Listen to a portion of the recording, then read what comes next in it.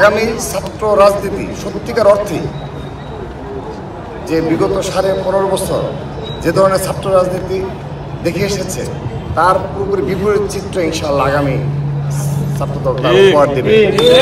এর মধ্যে সেই প্রক্রিয়া শুরু হয়েছে এবং বাংলাদেশের নতুন ধারার ছাত্র রাজনীতি চালু করার যে প্রচেষ্টা সেটি আমাদের অব্যাহত থাকবে।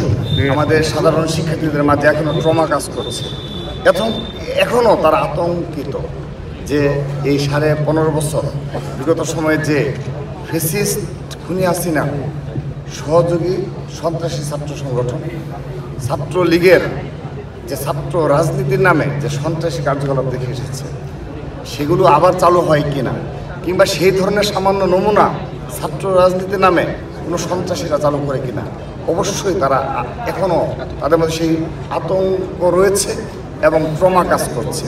আমরা তাদের এই আবেগ অনুভূতিকে সম্মান জানাই। ছাত্রদল তাদের এই আবেগ এবং অনুভূতি এবং ছাত্র রাজনীতির প্রতি যেটা বিরূপ মনোভাব ছিল তার পরিবর্তনেই আমরা কাজ করে যাচ্ছি। আমরা লক্ষ্য করে দেখবেন যে বিগত 1 বছর আমাদের দ্বারা ছাত্রদলের নেতাকর্মীদের দ্বারা কোনো অনাকাঙ্ক্ষিত ঘটনা ঘটেনি।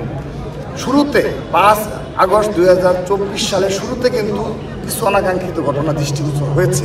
আমরা তাৎক্ষণিকভাবে কঠোর হস্তে তা দমন করেছি এবং সারা দেশে যে শিক্ষা প্রতিষ্ঠানে হোক না কেন সেখানে যদি সামান্যতম অনাকাঙ্ক্ষিত কোনো ঘটনা ঘটে থাকে আমরা এমন কঠোর ব্যবস্থা নিয়েছি যে পুরো বাংলাদেশে তার পরবর্তীতে কিন্তু সে ধরনের পুনরাবৃত্তি ঘটেনি। তো এটি দ্বারা প্রমাণ হয় যে আমরা এই সিট বাণিজ্য, তারপর ক্যাম্পাসে আধিপত্য বিস্তারের যে রাজনীতি, সন্ত্রাসী চাঁদাবাজি নির্ভর যে ছাত্র রাজনীতি ছিল সেগুলো পুরোপুরি বিলুপ্ত সাধন করেছে বাংলাদেশ জাতীয়। সে কারণে অবশ্যই 1 বছর অতিবাহিত হয়েছে।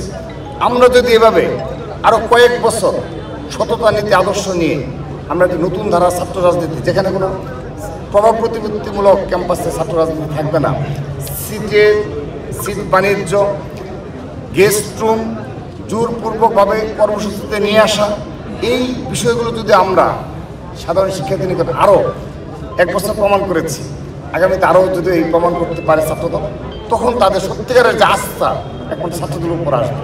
কারণ আমরা প্রকাশ্য রাজনীতি করে লক্ষ লক্ষ নেতাকর্মীদের নিয়ে আমরা কিন্তু এই ধরনের ছাত্র রাজনীতি করতে যাচ্ছি। আমরা কোনো কিছু হাইড করি না। আমাদের কোনো নেতা কর্মী যদি কোনো অপরাধ করে থাকে আমরা কিন্তু সেটাকে এড়িয়ে যাই না, আমরা তার বিরুদ্ধে ব্যবস্থা নেই। এই জন্য সারা দেশের আমাদের সকল ছাত্র দলের যতগুলো ইউনিট করে রয়েছে সবগুলো ইউনিট এক এবং ঐক্যবদ্ধভাবে আমাদের এই ধরনের কঠোর সিদ্ধান্ত বাস্তবায়নে তারা নিরলস পরিশ্রম করে যাচ্ছে এবং সাধারণ শিক্ষার্থীদের মনোভাব নিয়েই আমরা সকল ক্যাম্পাসে ছাত্র রাজনীতি করে যাচ্ছি। আগামীতেও সাধারণ শিক্ষার্থীদের এই মনোভাবে নিয়েই এবং তাদের এই আবেগ অনুভূতিকে সম্মান জানিয়ে ধারণ করেই আমরা আগামী ছাত্র রাজনীতি করে যাবো ইনশাআল্লাহ। একটা প্রশ্ন সেটি হলো আমরা একটা ফ্যাসিবাদের বিরুদ্ধে দীর্ঘদিন লড়াই সংগ্রাম করেছি এবং তার পরিণতি ঘটেছে জুলাই আগস্টে গণঅভ্যুত্থানে রক্তাক্ত ইতিহাসের মাধ্যমে, যেখানে ছাত্র জনতা সত্যিকার অর্থেই পুরো বাংলাদেশে সাধারণ শিক্ষার্থীরা নেতৃত্ব দিয়েছে। আমরা সংগঠন হিসাবে অবশ্যই সর্বাগ্য ভূমিকা পালন করছি সংগঠন হিসাবে, বাট সাধারণ শিক্ষার্থীরা কিন্তু এই জুলাই আগস্ট গণঅভ্যুত্থান সফল করেছে। এখন স্বাভাবিকভাবেই যেহেতু খুনি হাসিনা পালিয়ে গেছে এবং ছাত্রলীগের সন্ত্রাসীরা তারাও কিন্তু পালিয়ে রয়েছে এবং তারা অধিকাংশ দেশের বাইরে থাকলেও শীর্ষ নেতৃত্ব তৃণমূলের যারা এখনও তাদের এই অবৈধ কর্মকাণ্ডের যারা ফলোয়ার্স ছিল তারা কিন্তু এখন দেশে আনাচ্ছে কানাচ্ছে লুকিয়ে আছে এবং তারা কিন্তু সোশ্যাল মিডিয়া অ্যাক্টিভ রয়েছে। আপনি সোশ্যাল মিডিয়া লক্ষ্য করে দেখবেন তারা এখনও ফিরে আসার স্বপ্ন দেখে। তারা এত বড় বড় অপরাধ করেছে, তাদের সেই ধরনের অপরাধের কোনো প্রকার কোনো যে তারা অপরাধী তার কোনো অনুশোচনা তাদের মাঝে আমরা লক্ষ্য করছি এবং সমাজ লক্ষ্য করছে না। স্বাভাবিকভাবেই তারা কিন্তু এখন যদি সুযোগ পায় কোনো ক্যাম্পাসে বিশৃঙ্খল পরিস্থিতি সৃষ্টি করা, অবশ্যই তারা সেখানে ভূমিকা পালন করছে।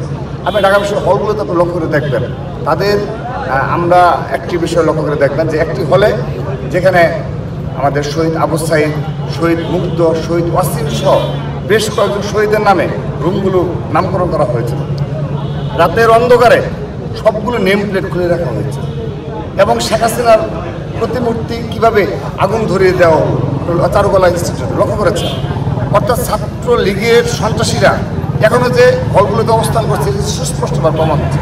শুধু তাই নয়, আমাদের কাছে গোয়েন্দা তথ্য রয়েছে যে ঢাকা বিশ্ববিদ্যালয়ের বিভিন্ন হলে 10 জন 15 জন করে এক একটা টিম আকারে ছাত্রলীগের হোয়াটসঅ্যাপ গ্রুপ রয়েছে এবং তারা এখনও মনে করে যে শেখ হাসিনাই এই দেশের সেরা প্রধানমন্ত্রী ছিল। তারা যে ভুটচুর কিংবা গণহত্যার সাথে জড়িত এগুলো তাদের কোনো যায় আসে না। স্বাভাবিকভাবেই যখনই সুযোগ পাবে তারা অবশ্যই বিশৃঙ্খল পরিস্থিতির সুযোগ নেবে। আপনি দেখেন সচিবালয়ে যে হামলাটা হলো এবং আপনি মাইলস্টোনের ঘটনায় সচিবালয় এবং পরবর্তীতে বিভিন্ন জায়গায় হামলা হয়েছে, সেখানে কিন্তু তাদের উপস্থিতি লক্ষণীয় ছিল।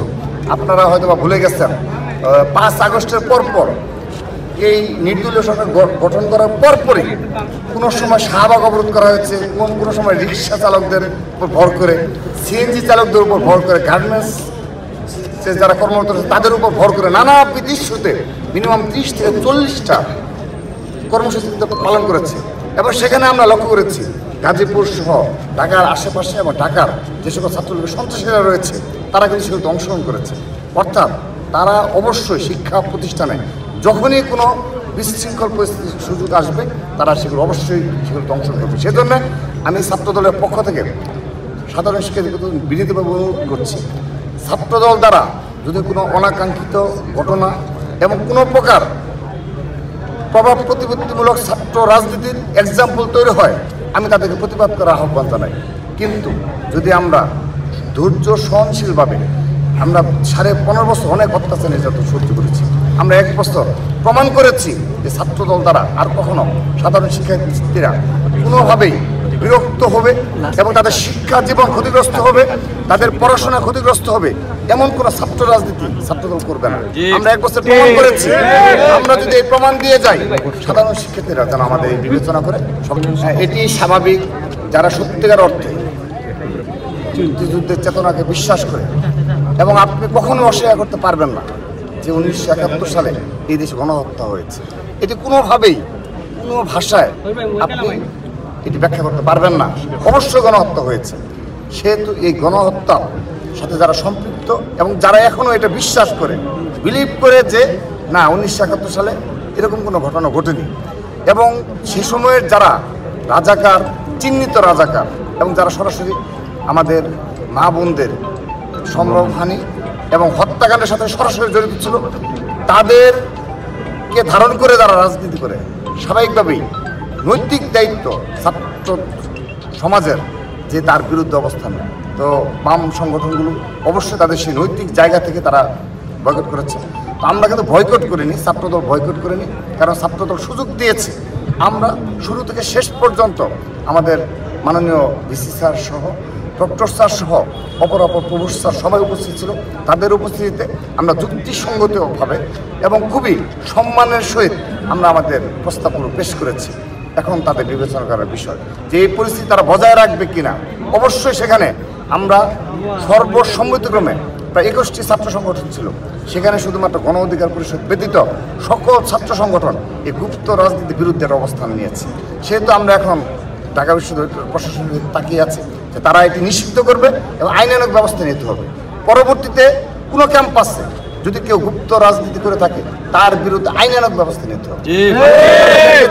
এখন আমরা ধৈর্য সহকারে অপেক্ষা করছি যে ছাত্র রাজনীতির ক্যাম্পাস হল এবং অন্যান্য যে স্পেস রয়েছে সেখানে ছাত্র রাজনীতি কী রূপে চলমান থাকবে তার একটা রুটম্যাপ হয়তো তারা ই করবে, রূপরেখা প্রণয়ন করবে। আমরা তাদেরকে সহযোগিতা করার জন্য সর্বাত্মকভাবে প্রস্তুত রয়েছি।